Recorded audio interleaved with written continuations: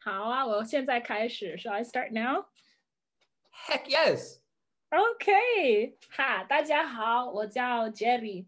我希望你们可以支持我们的 Share Productions 啊，因为我们不仅是一个 production 公司啊，我们也是要去这个世界，让大家知道我们黑人的故事非常的重要。我希望你能通过看我们的视频而知道我们黑人所有的故事。我们不仅有一个故事，我们有很多故事啊！我希望你能够支持我们，看到我们的视频，谢谢。So I'm a little rusty. But... What up, tribe? Najeri Kamau Devers is an actress, writer, and director originally from Oakland, California, and now residing in Nairobi, Kenya. She is a UC Berkeley graduate, proud Halfrican, that's Halfrican, more on that later, and the creator and star of Nairobi Halfrican Adventures and the founder of Ashira Productions. I am so grateful to have her talented, awkward self on my Zoom screen right now. What's up, Najeri? How you doing, lady? Hey, Roger. Two things. My grandma just yelled in the background, but she's also a character on the show. Yes. Like right when you were giving the intro. Shout out, Shosho. Yes. Shout out to Shosho, who was shouting at the dog outside. Yeah. And my name is pronounced Jerry. That was the only thing. Say it again. Jerry. Oh, there's no N. Yeah. Man, I have, yes. That's okay, because the N's there, we're used to pronouncing N's. It's just new, that's all. Yeah, for sure. Thank you so much. Mm-hmm. Yeah, thank you. You gave such a lovely introduction. I was just listening like, wow, am I that person? Oh my goodness. So thank you. That's you in the flesh. This is Awkward Black Tribe. Yes. I want to know, what makes you awkward?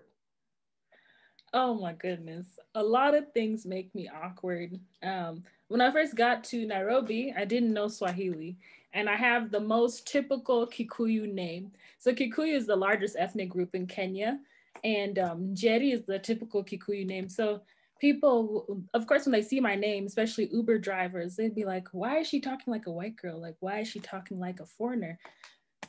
So usually I get on the phone with the Uber driver, they're trying to figure out where I'm at, and they're talking really fast in Swahili. They're like, uko wapi sasa, umepanda gani? And I'm like, I'm sorry, what did you say?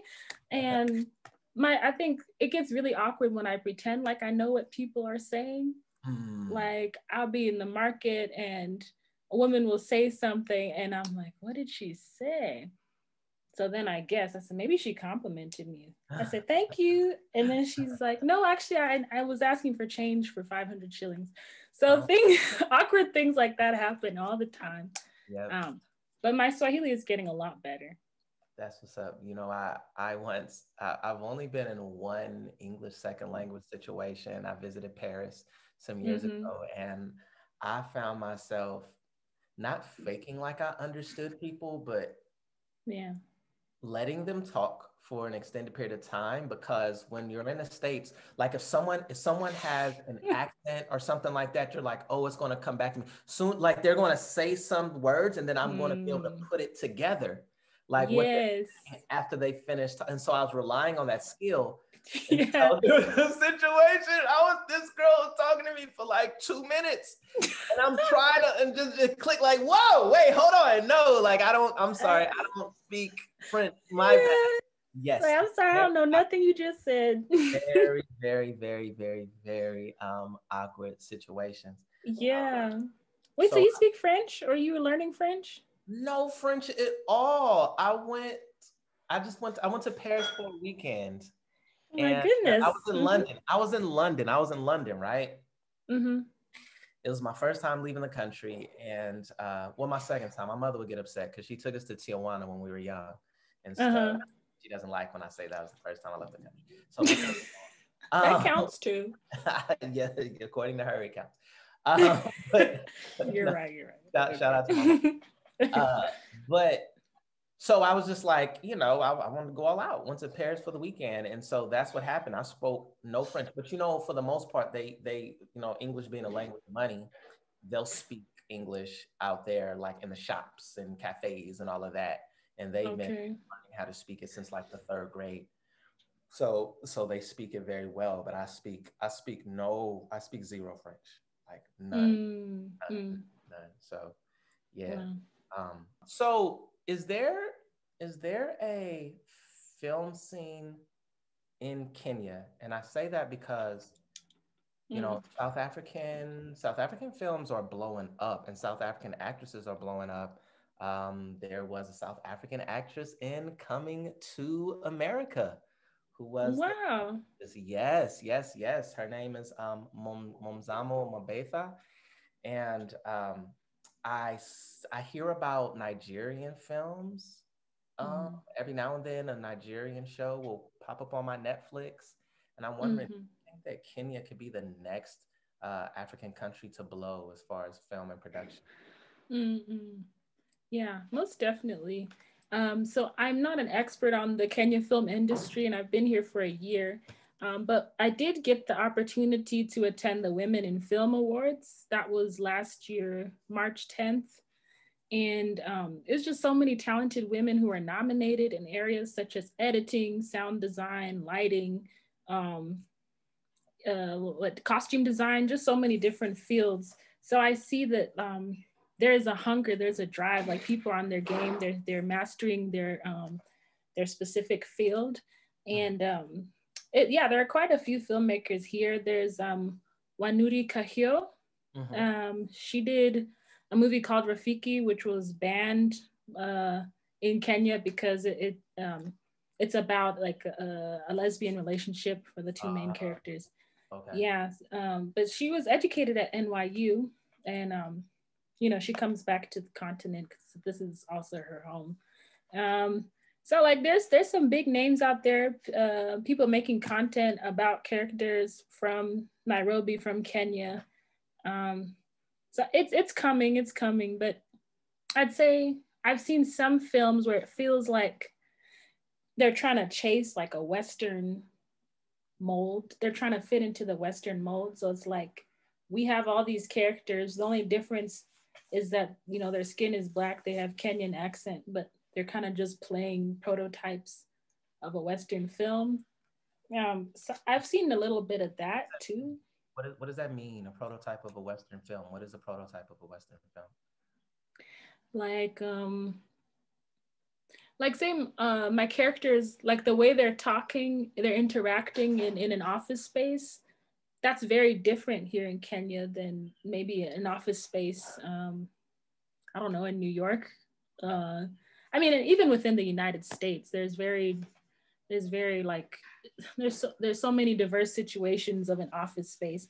But you kind of listen to the dialogue, and you're thinking, these characters, they're not talking like it doesn't feel authentic. Like it feels like they're talking like Americans. But and again, like nobody fits in an exact mold. Like Right. I couldn't say you're a Kenyan, you're not talking like a Kenyan. Why are you talking like an American? Like again, it's like how do I have the right to say that? But you can definitely tell when something's not very authentic. So I've seen a little bit of that.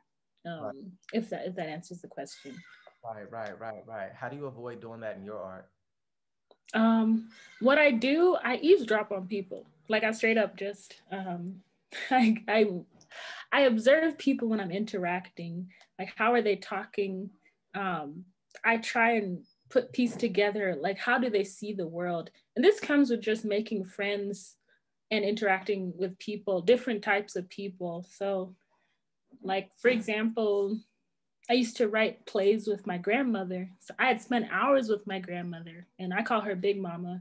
And like she grew up, she migrated from the South when she was 8 years old. And she grew up in a family with a Southern background in Richmond, California. So there's a certain way they talk. There's certain What part of like South? way. Okay, she's from Baton Rouge, Louisiana. Yeah. It's like she has a specific worldview. And like she expresses that through her sayings and just the way she loves, the way she communicates with me. So because I've communicated with her, I can create a character based on her, and that seems authentic because I've been around her. But like a Big Mama character wouldn't be maybe a Jetty character, you know? Like everyone is slightly different the way they talk, and Yeah, yeah. yeah, for sure. And you know,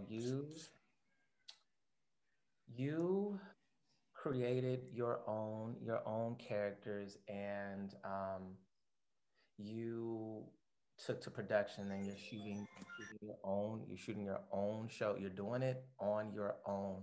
Well, you have a team around you, but what I'm getting at is, we have a lot of people, a lot of creatives have ideas now, and they want to shoot. And there's the model where you pitch it to a company, and there's the I want to say the Issa Rae model, in which you just take it to the streets. Yeah, you take it to the street, Yes. and you do it on your own. And I'm wondering, you're following like the Issa model. I'm wondering, what would you say to young people coming up and trying to create their own series, right? Would you ask them to pitch it? Did you pitch your project yet? Are you going to pitch it later? Or what model should they follow in order to get their production off the ground? Yeah, this is a great question. Totally. Shout out to Issa Rae. Like, she is my role model. Like literally, I took an interview she did it at Atlanta Film Festival, and I watched it like 10 times. Like I'll be washing the dishes because you know how Shosha makes me wash dishes, right? If you watch the series, and I'll be watching dishes. I have my earphones in, and I'm just listening to Issa Rae, and she's breaking it down. She's like, "This is how we did my production schedule." I the first week we did our writers room, then um, we do production, and then I have my editing week. So she laid out a lot of just golden rules and just a way to do it, pretty much. And so I'd say the biggest step is just getting the courage to do it. Mhm. A lot of folks, like, okay, I was blessed. I had the capital to just go out and buy a camera here in Nairobi and get some basic equipment for filmmaking. Um, I just feel like, okay, part of my journey and just getting the confidence to just do it had to do with my faith in God. Mhm. And that was a huge part of it, like believing, am I who God says I am? Am I a storyteller? Am I a filmmaker? Mhm. So once I got that right with God and I accepted that calling, like everything else just fell into place. And I'd say, like, don't let the equipment be a barrier. Like, you'd be surprised the places you can find equipment. Maybe you can plug into your local community program or a public institution, like even Berkeley City College, like the Peralta colleges. That's where I learned. And throughout my semester, we always had an opportunity to borrow film equipment. That's for free. I mean, you're paying tuition, that's not free, but it's like there's opportunities there, and you tap into those opportunities. You give it to God, like He'll make a way for you, if that if that's your calling. So yeah, don't let the money, the finances be a barrier. Like you can even ask your friends. Like folks have cameras. You'd be surprised. Yeah, I'd say the biggest thing is just doing it. Like once you get that momentum going, people will fall into place. Okay. They'll come and help. Okay. Yeah. Man, that's wonderful advice. Have you pitched it yet? Have you pitched the piece? No, I have not pitched it. I don't have a desire to pitch it. I went through this phase in 2018 where I actually did apply for the blacklist. I had like this series called Princess of Pineapples, and I was like, yeah, I'm somebody, I'm gonna get a Hollywood guy to fund me, and I'm gonna be famous, and you know, um, and I made it to the second round, and then it was, it, yeah, eventually it was weeded out. Like I didn't make it, but um, and I definitely respect that process. Because that also takes talent. It takes grit, turning in your scripts, getting rejected, rewriting them, turning them back in. That takes grit. But Me, I'm more interested in creating a story that I have full creative control over. I don't want to sell it to anybody. I want it to be my own. Yeah. Okay. So what does that model look like? What does success look like? Does success look like a very well watched YouTube series, or like how do you get paid doing that basically? Yeah. So at the moment, I'm not getting paid like on a salary.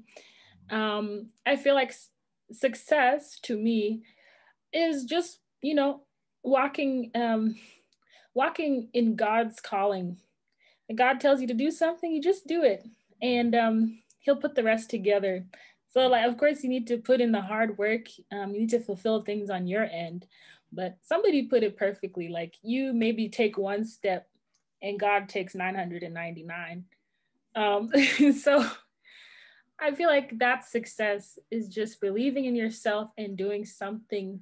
It's not necessarily the money, though money is important. Like, we need to feed ourselves as artists, we need to support our families.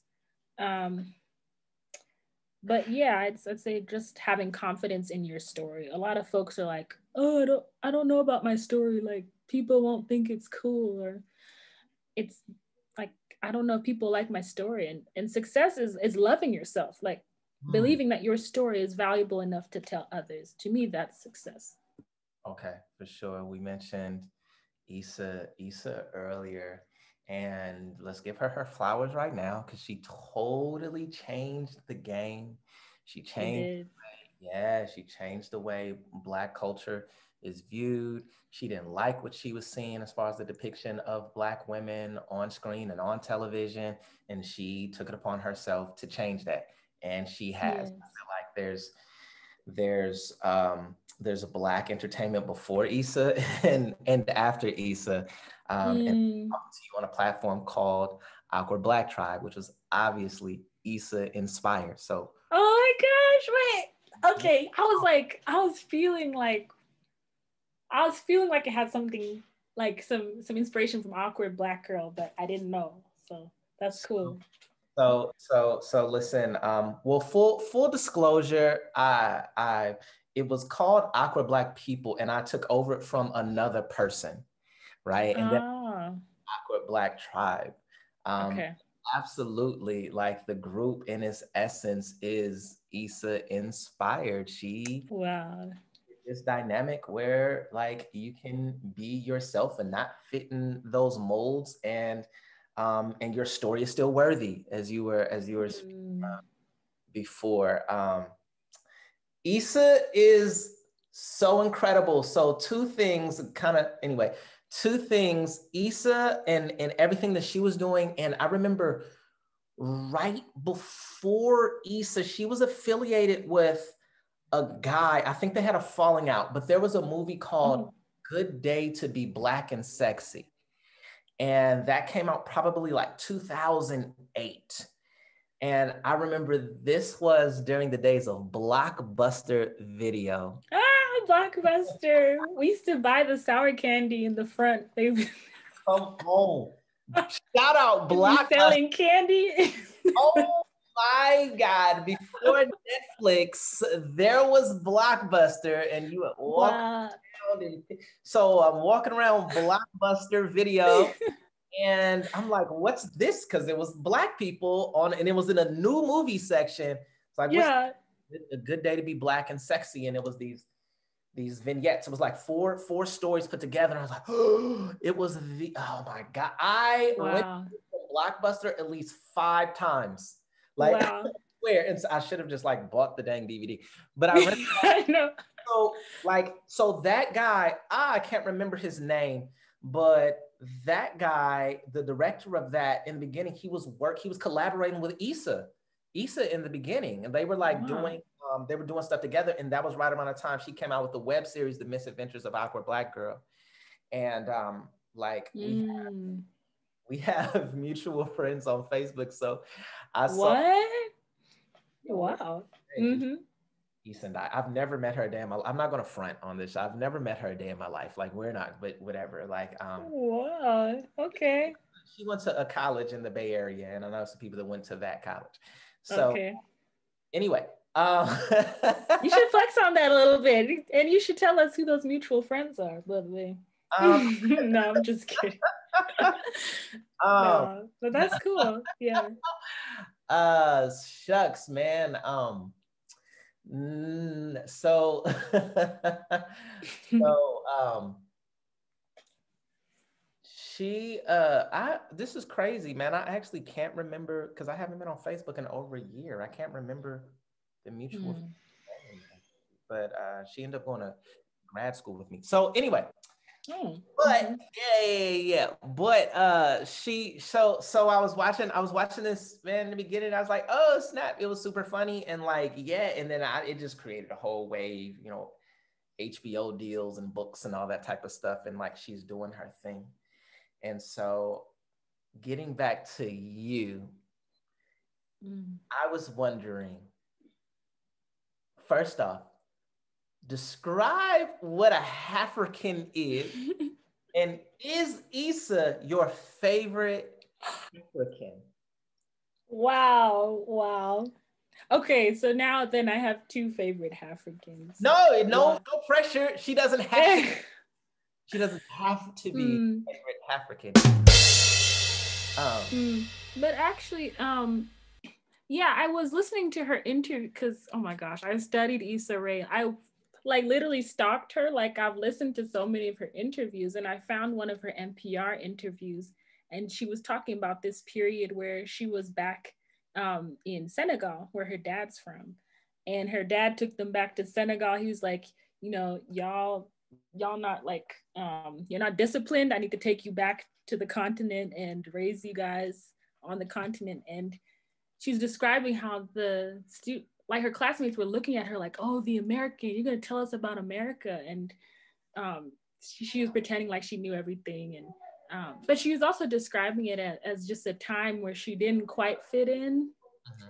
But then at her school, it's like her Black classmates back in the States, they were like, why do you talk like a white girl? Like, so it's like she's navigating two Black worlds, yet she's not quite accepted in either of them. So I really resonated with that experience, and just feeling like, yeah, like this is like, you know, your roots are there, but there's like some sort of disconnect, like you're a square in a round peg type thing. So, and then again, there's so many expressions of Blackness. Like, why do you have to be one type of Black? And I think that's the whole point of Awkward Black Tribe. It's like, you find your tribe, or, but yeah, there's not one way to be Black. And I think we just need to celebrate the diversity of expressions of Blackness. Now I'm forgetting the question. Sorry, there's a lot of background noise. It's going down. Okay, let's just start. But what is a Halfrican? That was your question. But yeah, even it's just what it's describing is a cultural experience. Like, and we can talk about this. Like, I feel that we all have roots in the African diaspora. We all have roots in Africa, even if you didn't grow up there. Maybe you're not like culturally African, you're more culturally Black American.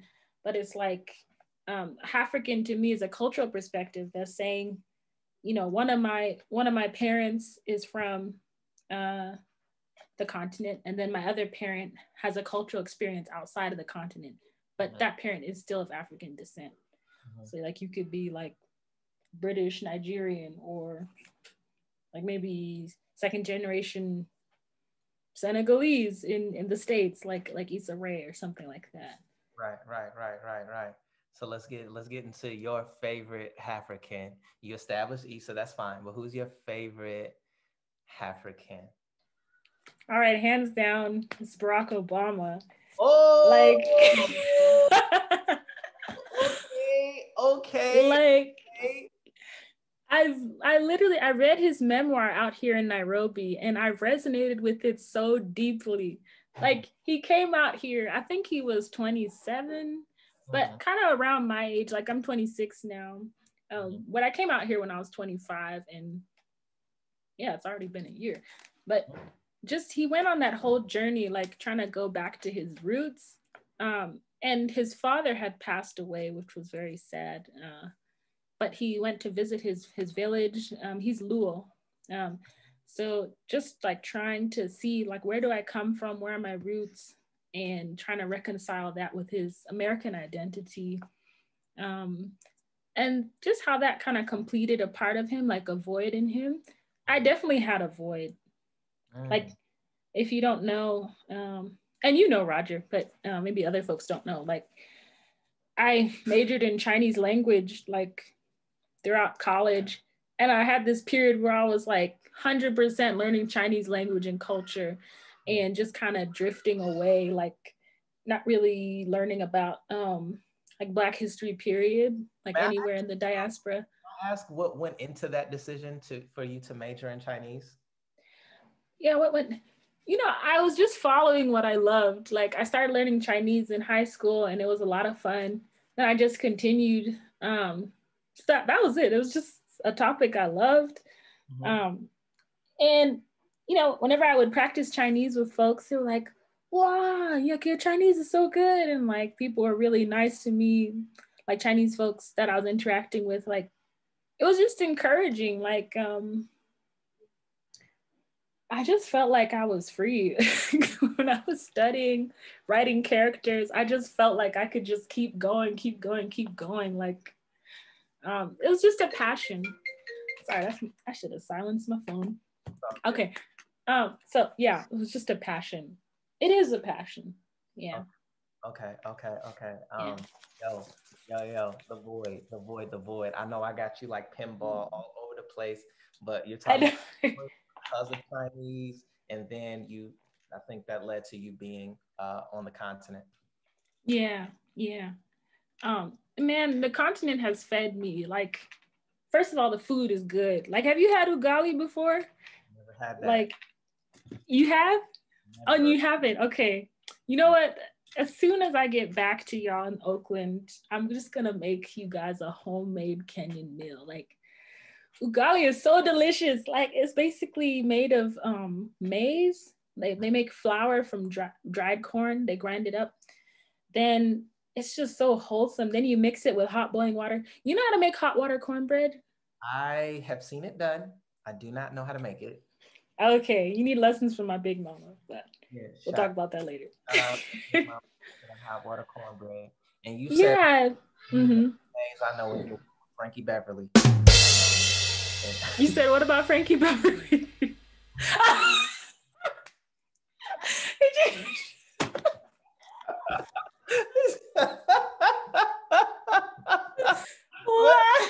Joy and pain. That's what we're not talking about joy and pain. We're talking about ugali, okay? Anyway. Okay, go right ahead. Go right ahead. I'm sorry. But anyway, yeah, the continent has fed me, like, the food, first of all. Like, let's talk about the food. It's so delicious. It's wholesome. It's homemade. Like, the chickens here, like, they have that brand of chickens that's fed with antibiotics and it's just fat and it tastes like nothing. But they have this organic chicken called kienyeji chicken. And it's so good. Like, you'll be smacking your lips. You'll be chewing because it's so tough. But, oh my goodness, it's like, it tastes different than your Safeway chicken. Oh, yeah. So shout out to those two dishes. Have you had to wring a chicken's neck yet? Have I had a what? Wring a chicken's neck yet? Okay, I have not wrung the chicken's neck, but I held the feet as the poor thing was kicking, and my grandfather sliced the neck with a knife, with a blunt knife. Oh, really? Poor chicken, but he was so delicious. Yeah. These are true stories, okay? So anywho, but yeah, second of all, Africa has just fed me spiritually, and that's the most important. Like, okay, I should just talk about Kenya. I haven't been to other countries, but just being here, living with my grandmother, it has taught me so much about Kikuyu culture.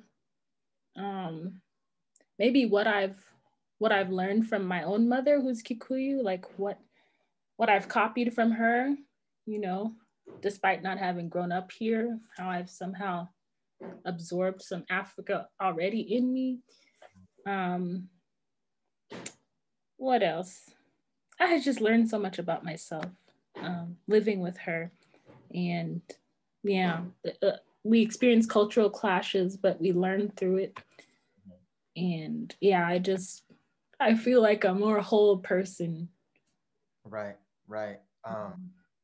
So just to be clear, so you are an African. I don't know if we established that, but you're yeah, we established that in the beginning. So you are a African. Bam, grew up in the States in the Bay. You decided to go to Kenya, and that is because you felt a void. You felt like the half of your identity was in the continent, and so you want to pursue it. You want to be in the midst of that, and now you are in a place where it's like everything's coming together for you now. Is that safe to say? Yeah, it's definitely coming together. I also committed my life to Christ out here, and that was just last November. Mhm. But that was a very important piece of the whole part. It was like first and foremost, I identify as a follower of Christ, Mhm. and that has just it's grounded me in so many ways. Mhm. Like, okay, I still have my days I feel insecure. Shout out to Issa Rae. But it's like when you know that you have an identity in a rock who is Jesus Christ, it's like even on the shakiest days, like you won't fall down. And so, and if you fall down, you just get right back up because Jesus, he forgave all our sins and he's always there with open arms. So, yeah, that's it. Maybe it's tripart. It's like I'm Black American, I'm African, I'm a child of God. Yeah. Yeah, well, were you not identifying as Christian in the States? Were you did not? What was the difference between your relationship with God in the States versus your relationship with God now? Yeah, so definitely in the States. And I remember we talked about this. And when I interviewed you, I was like, man, Jesus is what? And you were like, let's talk about this.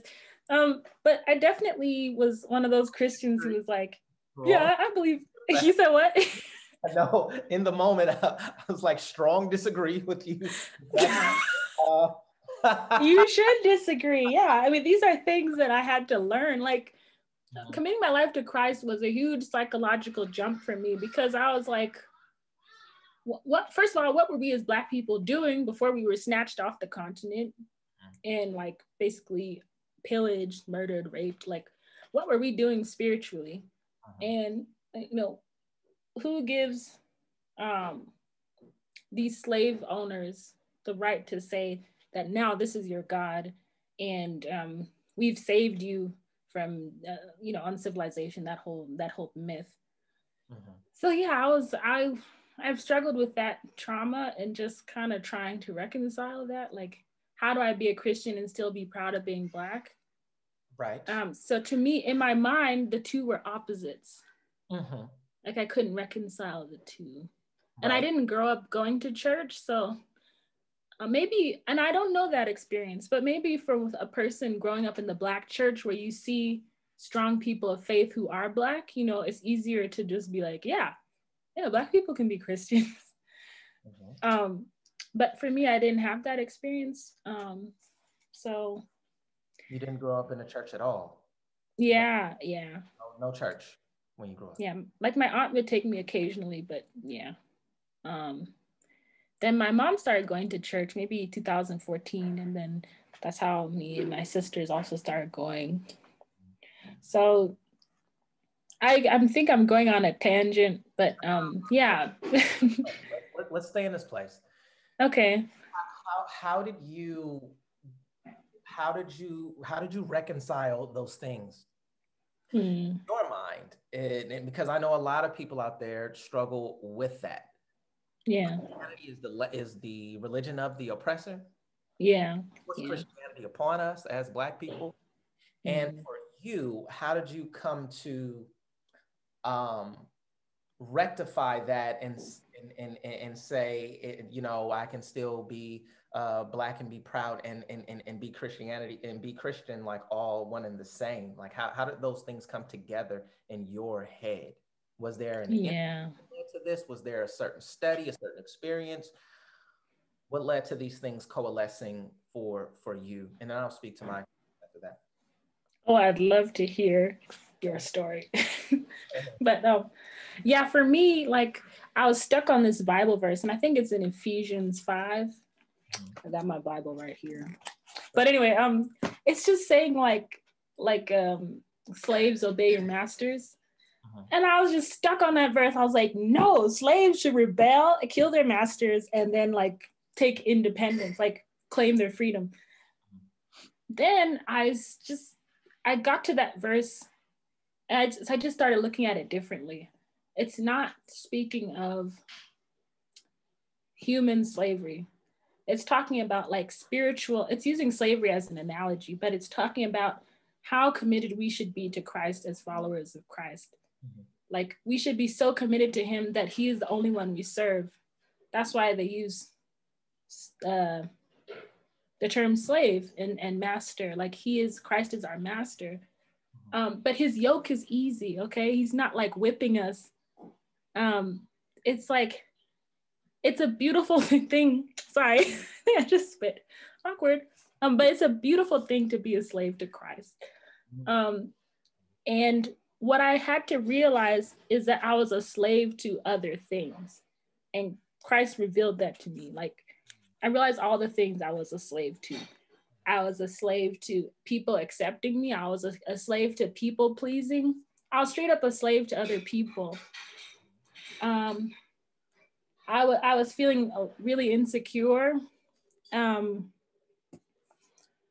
was feeling like, maybe I'm not skinny enough. I need to lose weight. Like, just crazy lies. And I was a slave to these lies. I believed them. And so to me, it's all about spiritual warfare. Like we experience the body, we experience the world in our physical form, but we're really fighting like spiritual principalities. And a lot of those are negative, and they're lies that we believe. And it prevents us from fulfilling our purpose in God. So for me, it was like I had to rip myself away from those lies and become a slave to Christ. Because if you're not a slave to Christ, examine your life. You know, like, what are things that it was important for me to ask myself, like, what are the things I'm a slave to? So once that verse started making sense in a spiritual context, then that's when I started to be like, oh, actually the white people, they took this verse and they lied. They lied about its meaning, and they totally placed it in the wrong context. Once I was like, oh, that was the aha moment for me. Yeah. Yes. So they did a lot of lying. And at the core of Christianity, there is revolution. And we need to understand that Christ was a revolutionary, and that when he was coming up, they were feeding people to the lions and obviously hanging people on crosses and engaging in all this savagery. And so at some point in the States, it became the religion of like the status quo, like the religion of dominance and oppression. But that's not the root of Christianity. And so my experience as a Black Christian, and I went through all those phases. I learned about imperialism and the missionaries and how they used Christianity, not just on the slaves, but on the continent. That was a major tool to colonize, and even the natives here, they had them build their missions and on the coast of California and like throughout the world, like Christianity was used to basically exploit people. And I just came to, when I started studying revolutions and studying the revolutionaries such as Nat Turner and Denmark Vesey and even Martin Luther King later, they had a strong root in Christianity. And, that's not an accident, because I think that what Black people do is we offer like we validate the Christian experience in a way that, you know, white people in the States can't. And so, you know, when we speak to us being, you know, slaves and downtrodden and constantly fighting, like that's the story of the Bible. Like that's the real story. And Oh my gosh. Oh, you're so making my eyes water.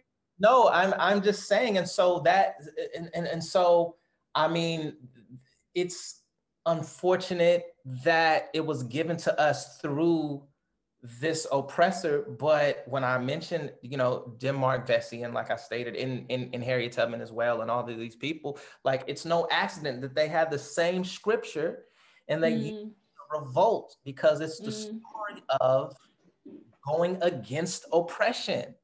Yes, So yes. it you know, it's something that's very inherent in our experience. And once I came to understand that, then it definitely reconnected me with my ancestry and reconnected me with my faith, because I did start out going to the church, but you know, just learning things and learning about history and learning about, you know, how Christianity was misused.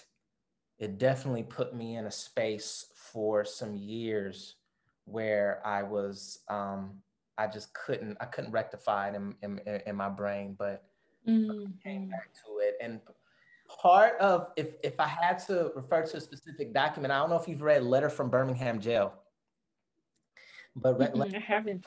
yeah, by Dr. Martin Luther King. That's when he's calling the clergy, the white clergy in Birmingham, Alabama, when he was trying to spread his gospel of integration.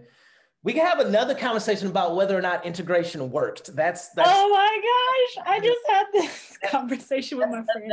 yeah, we can, that's a whole nother podcast. We can get into that.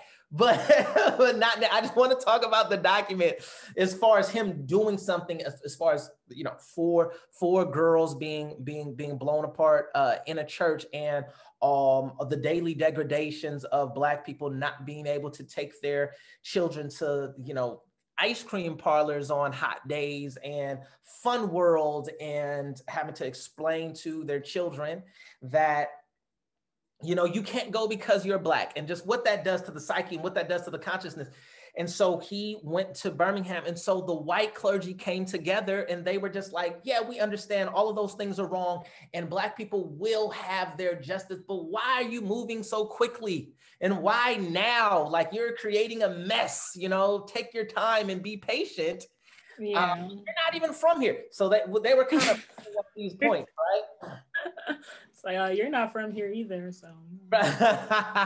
But he wrote very philosophically and very patient with them, but also he kept his foot on their neck when he wrote that. And he basically said what I stated before, like, yo, I'm here because injustice is here, and we are obligated as followers of Christ and leaders in the church to fight against injustice, because that is what's at the core of our faith. And how dare you sit back idly and act like these things aren't happening and ask us for patience when we have been waiting literally for hundreds of years now. And so the way that he infused the gospel with the struggle for liberation, the way that he put those two things together, I'd never seen it done in writing before. And it made sense, like, oh, snap. That was my oh, snap moment. And so that that helped with me. Wow. Yeah. Oh my goodness. And Yeah. there's so many verses in the Bible that just confirm. Like, I was reading, I don't even remember which part, but I was like 400 years. Like, that number is so specific in the Bible. Like, the Israelites, they were slaves in Egypt for 400 years. And I'm like, that is so much like the experience of Black Americans in America. I was like, it just can't be a coincidence. Like, I mean, it just goes back to what you're saying. Like, you look at the Bible, it is the story of Black people. It is the story of struggle and freedom, and um, it is our story. So I just wanted to say that. And Jesus was hung on a tree. When I read that line, I was like, whoa, how many Black folks were hung on a tree here in America? Even, I think, just in 1862.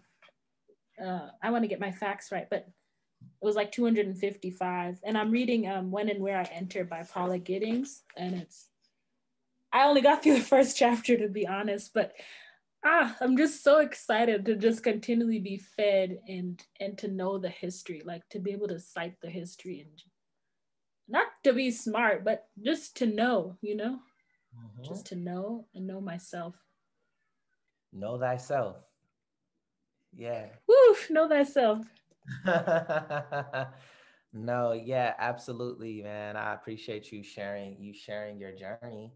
Um, Now, you talked about certain insecurities a little bit earlier. Shout out Issa again. You wear your hair natural. I've seen you rocking the big, beautiful afro. It is amazing. I was wondering, were you always comfortable wearing your natural hair, or was that a process? Yeah, I was always comfortable. And I think maybe it has to do with the fact that my mom always wore her natural hair. Like, whenever she went to work, she'd just comb it out, put a head wrap, and go to work. In fact, this is her head wrap. Like, I took it from the States. Like, don't tell my mama. Like, maybe she'll watch this video. But she used to tie this head wrap around her afro and go to work. And she actually downgraded to this, this plain black one, because they wouldn't let her wear all the colorful kente cloths she had brought from Kenya. They said, "Oh, you're attracting too much attention." Okay. But anywho, yeah, it comes from my mom. She's been my role model. And I remember, let's see, she did perm our hair at one point when I was 7. My twin sister and she permed our hair. Twin sister. Yes. I'll give you a photo to insert here. Okay, but she like she permed our hair, and our hair was like, no, and it just started breaking. It all fell off. So like she just cut it, snip, snip, snip, snip, snip, and I had like hair this short. Then I remember it was growing back, and then I started wearing head wraps like my mom. The fro would be sticking out. Um, then I remember I wore my afro to school. Like, I didn't even put a head wrap on. It was just an afro. I remember this kid in my class. I walked in late too with a big old afro. Okay. And this kid was like, "Your fro is banging." And I just remember that statement, and just feeling like it's just like a 10-year-old affirming my afro. So I think maybe I've been lucky. Like, I felt like folks have been receptive of it. That's nice. Yeah, your fro is nice. What was it like growing up with a twin? Oh my goodness, it's incredible. Like, it's like having a built-in psychologist or counselor. Like, like sometimes something will happen and we turn to each other and we just bust out laughing at the same time. Okay, that has to do with maybe telepathy or common sense humor. But just if ever I make a decision or I'm confused about making a decision, I consult my twin sister. Okay. And yeah, so yeah, we understand the way our minds work. And I mean, I think this period that I've been in Nairobi away from her has also it's been helpful for us to grow, because at some point it's like you're so used to bouncing ideas off this person, your twin sister. Then if you go out into the world and you have to make decisions on your own, it's like who am I outside of my sister? So that's been really deep for the both of us. Yeah. Right. You've never been away from her for this long. Yeah. We celebrated our first birthday apart. Oh, how was that? Um, To be honest, I almost forgot to call her. I called her like the night of the party because my grandmother had a party for me here at her house. Yeah. And I completely forgot to call her until the night of, but it's okay because it was morning in California. So she was just beginning her birthday. Okay. Yeah. Okay. Okay. That's what's up. That's what's up. So it was cool though. It was cool. Okay. All right. Do you have any siblings? I have two. Three. I have three. Oh, uh-huh. I have three siblings. Yes. I am the youngest. Ah, okay. By But I'm the youngest too, even of my twin sister. 11 minutes or something like that. By 30 minutes. 30 whole minutes. Okay. Yes. I'm sure your sister's very protective of you. Your big sister. Yeah, she is. um, okay. All right, for sure. So you majored in Chinese. You were also the valedictorian. Let's not leave that part out.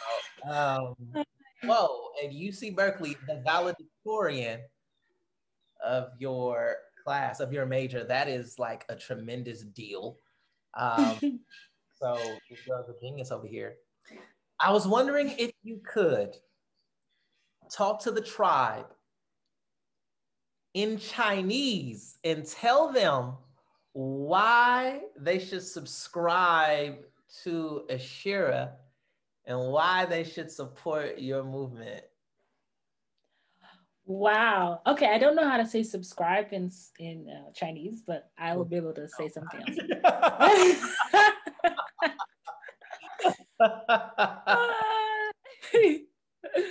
好啊，我现在开始。Shall I start now? Heck yes. Okay. 哈，大家好，我叫 Jerry。我希望你们可以支持我们的 Share Productions 啊，因为我们不仅是一个 production 公司啊，我们也是要去这个世界，让大家知道我们黑人的故事非常的重要。我希望你能通过看我们的视频而知道我们黑人所有的故事。我们不仅有一个故事，我们有很多故事啊！我希望你能够支持我们，看到我们的视频，谢谢。So I'm a little rusty, but yeah, I'm just saying, watch a Share Productions. I realized I was kind of tailoring it for a Chinese audience. How like I think it's my training. Like I used to do these speech competitions, and it's like we were talking to a Chinese audience. So, but what I was saying is that I hope you can support us. We're telling stories from we're telling Black people's stories, not just one story, but many, and it's important for the world. So, I mean, Awkward Black Tribe already knows that. Like we're Black, so. Yeah. Thank you so much for that. We are going to transition into a behind the scenes look at Share Productions. We're going to do that. Before we do, is there anything you want to say to the tribe? Daddy. I just want to tell the tribe, thank you so much just for listening to my story and for supporting, for watching. I thank God for Roger here. He's amazing. I met him at Berkeley City College. We were in the same screenwriting class. And like I remember he was like, hey, we should write together. And I was like, I don't write with other people, no. And I just remember after class one day, you said, hey, Jetty, whatever you're doing, let me know. I want to collaborate. Like I support anything you do. And like, let's work together. And that stuck with me. And so when I came out to Nairobi and I got the confidence to create something and got the revelation that, yeah, I should be writing with people because one person being solitary is like, you eventually run out of steam.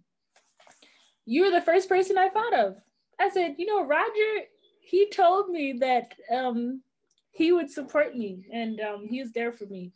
So I just thank you so much. And every time you come to our writer's room, you come with critical questions. Like you come at it like the professor you are. Like it's such a privilege to have a professor in the room. And I just, you're such an incredible value to our group. I value your friendship. And I know you want to see me succeed, and I want to see you succeed. And I don't think it's a coincidence that we were both like inspired by these Issa Rae vibes and this awkwardness. Like, God meant for us to collaborate and work together. So thank you. Oh man, that's what's up. You know, we will support. I will support. Appreciate the love. I'm giving love back. And everyone, please subscribe to Ashera Productions and support this young lady's movement. You want to be like how I was with Issa, like you want to be in the loop first, because she's definitely going places, man. So stay tuned. We have a behind the scenes look at Ashera Productions. Until next time, peace, tribe. And another one. Peace, tribe.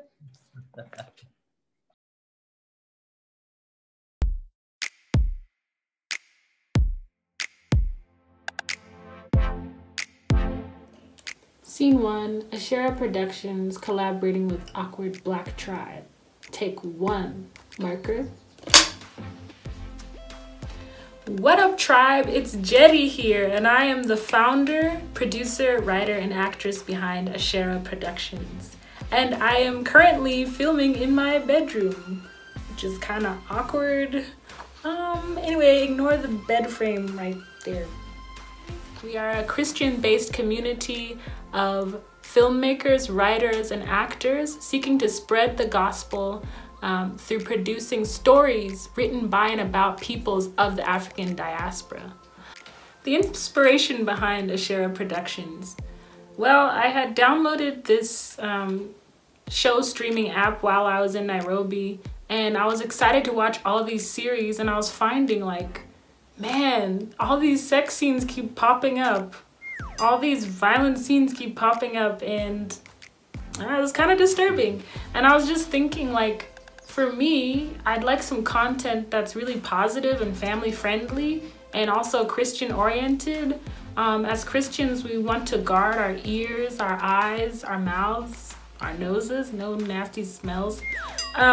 So I was like, well, let me create some content that Christians can look at. Not just Christians, but that anyone can look at and be inspired, and that's positive and about Black people. And I want to tell many stories about Black people, not just one story that we keep seeing in the media. My slogan is our stories for His glory. I also put emphasis on John 15:5, which states that Christ is the true vine and we are the branches. So here at Ashera Productions, whatever role one plays, whether you're a part of the filming crew, whether you're a writer, whether you're an actor, producer, whatever, Christ is always the true vine. He is at the forefront. And then we are the branches. So we are spreading the gospel. We are being used by Him. And that is my prayer for this group. And I've already seen God do it for us.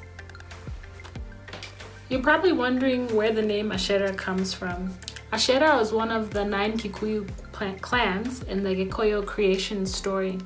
Gikuyu is the largest ethnic group in Kenya and is where my mother's family comes from. My father is Californian, he's Black American, and my mother is Kenyan. So that's why I say Halfrican. Now, we're all from Africa. Like, wherever you are in the African diaspora, you're from Africa. And generally speaking, humanity came from Africa. But when I say Halfrican, I'm speaking of a cultural reference point. So growing up in the States, I've always felt more Black American because that's my experience. So when I came to Nairobi in December 2019, I was just realizing like the way I did things, the way I thought, the way I talked, just realizing I'm different. It's like I have a foot here in this world, but I also have my foot in America. And just trying to reconcile those two parts of my identity. So before I move on to tell you all about the fun things we do here at Ashera Productions, I do want to let you know how you can support us. So you can support us by becoming a Patreon. Now, Patreon is basically a monthly subscription that would go to supporting us every month. So just like you pay for your Netflix, your Hulu, or your Showmax every month, you would be helping us every month. You can also support us by just like dropping a nice comment on our Instagram page, on our Facebook page, and in our videos in the YouTube comment section. So tribe, Ashera Productions is also featuring a lot of awkward moments. Our first production is Nairobi Halfrican Adventures, which is based on my life here in Nairobi since I started residing here in 2020. And I've had a lot of awkward moments, like a lot.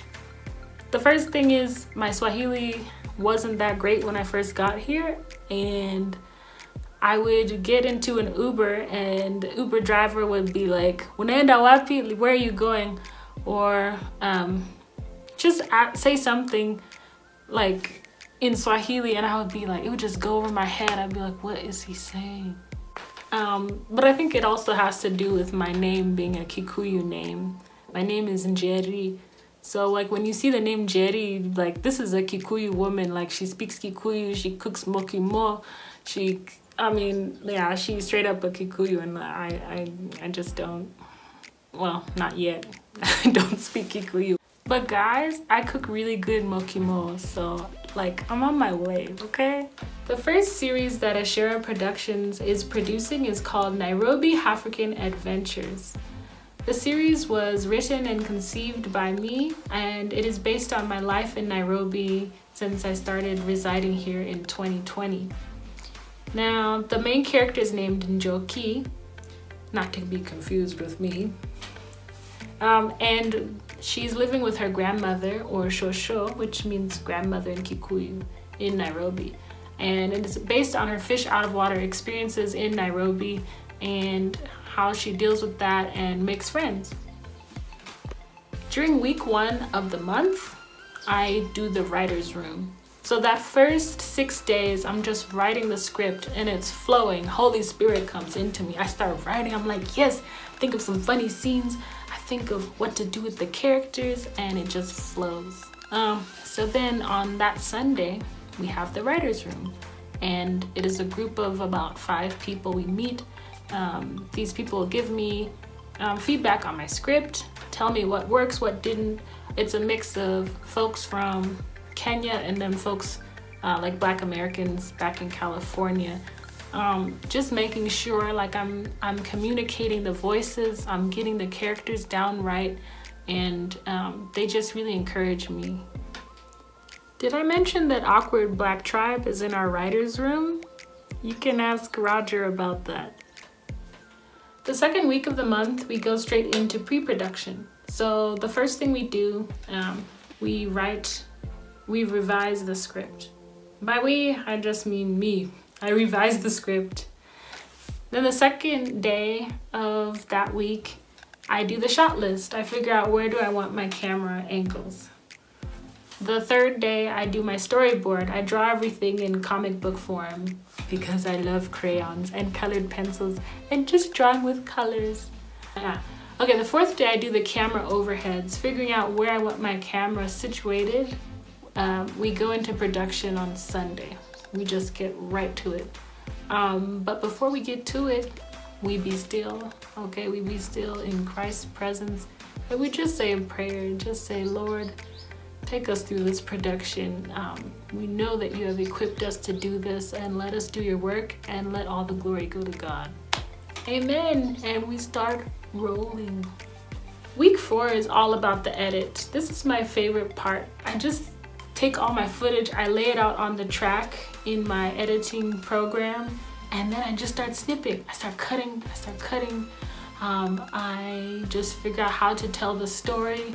And what's interesting is that when I get to the edit, it's like the story itself has changed, because when in the production process, we tweak some lines, or we change camera angles, we change props, we change some details because of just the situation of the day. So like the script, the story is always, it's like this living organism that's always changing. So from the script to post-production, you actually could end up with a totally different story that has the same essence, but it's like it's different than what you imagine.